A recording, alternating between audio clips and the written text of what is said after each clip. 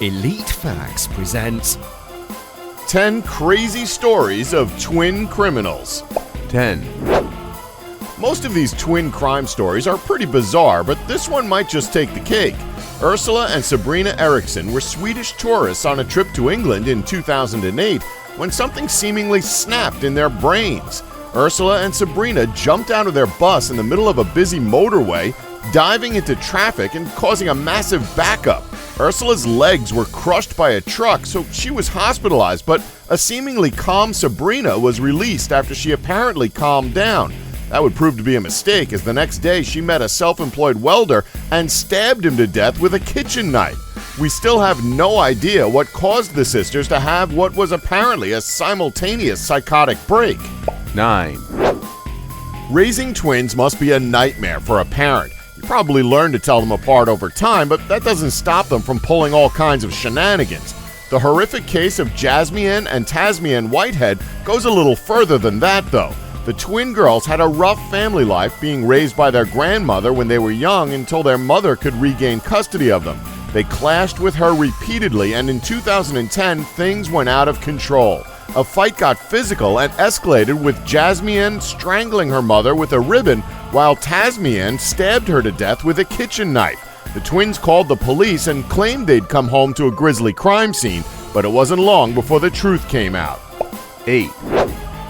There's no denying that identical twins is a sex fantasy that a lot of dudes have, but it's not really a good thing to base a business on.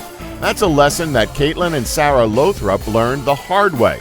The redheaded 19-year-old twins posted a saucy ad on the popular classified site Backpage.com, promising to make your dreams come true and then some. Cops set up a sting at a local La Quinta Inn and Suites and busted both girls, as well as their pimp, for aiding and abetting prostitution. 7. Being a criminal is an exercise in trust. You're always expecting someone to stab you in the back, and there's no honor among thieves. So who better to go into illegal business with than your own brother? Nicholas and Matthew Depp were a pair of Virginia Beach twins who set up a profitable operation, retailing drugs and guns out of a series of crack houses in the area. It didn't take long for the police to put together an ironclad case against the duo, and both pled guilty in 2014. Fittingly, they received identical sentences of 13 years behind bars. 6. Probably the most famous law-breaking twins of all time, Reginald and Ronald Kray ruled the East End of London with an iron fist in the 1950s and 60s. After being dishonorably discharged from the army, they built a criminal empire centered around the nightclub they owned. The Krays led a double life as both famous celebrities of swinging London and ruthless murderous criminals. They ran a profitable protection racket and organized armed robberies, arson, and other acts of violence for decades.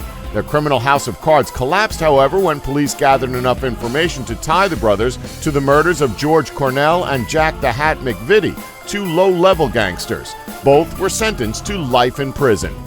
5. One of the strangest and most tragic stories ever of twins on the wrong side of the law is the case of Jennifer and June Gibbons, who were born in Barbados but moved to Wales when they were babies. As the only black kids in their school, they were ostracized and eventually retreated so far inward that they spoke a language that only they could understand. They were eventually separated and sent to different boarding schools, but after getting back together, they turned first to literature and then to crime, eventually committing a string of arsons and being locked up in the notorious Broadmoor Mental Institution. 4. Twins and sex is a weird combination, and for George and Stefan Spitzer, it turned out to be an illegal one as well. Their prosecution in 1998 was one of the first major cases against the date rape drug Ropanol, which George and Stefan used to incapacitate women at bars. The duo would take the victims home and videotape themselves having sex with them without consent. It wasn't long before women started going to the police, and when cops raided the apartment the Spitzers shared, they found 7 boxes of Ropanol along with the tapes, which sometimes featured the two brothers switching places with unwitting partners. 3. The Fox brothers demonstrate that twin crime has been a thing since at least the 1800s. Albert Ebenezer Fox and Ebenezer Albert Fox were a duo of infamous poachers who terrorized the Stevenage area for decades. The twins would never go out and swipe game at the same time, so when the cops came calling, the other brother would provide a foolproof alibi.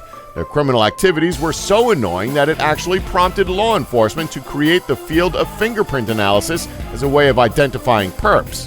2, Who would screw with the Amish? Well, a set of terrible twins, for one. Caleb and Daniel Tate were home from college for winter break when they decided to get up to some mischief.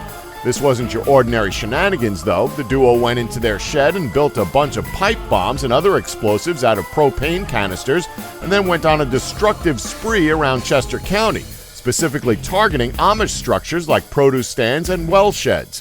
It wasn't hard for police to track down the twins as they left fingerprints at the crime scene, and they now face multiple charges including arson by explosion, arson by possession of explosive devices, and theft.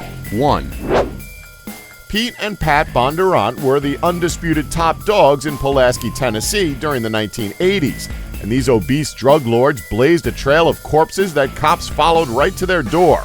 In 1986, Pete drugged a woman named Gwen Duger and shared her sexually with his brother.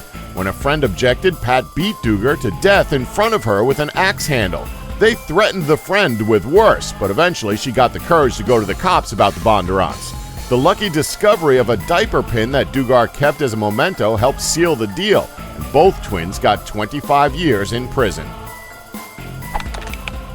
Don't forget to like us and subscribe for more Elite Facts.